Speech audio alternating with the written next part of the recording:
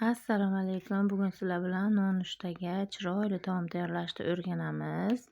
Bu uchun bizga kerak kartoshka, tuxum, ozgina un kerak bo'ladi.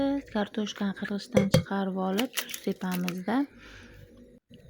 Suvini chiqarib olib to'kamiz va kartoshkaga tuxum, un, tuz ozgina, xohlasangiz murch, priprava ham qo'shsangiz bo'ladi.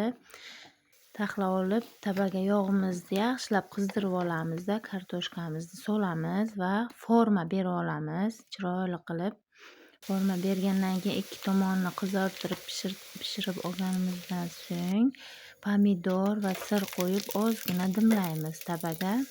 Shu bilan keyingilarini ham xuddi shu tarzda pishiramiz. Bu yerda ikki xil usulda pishirishni o'rgatganman.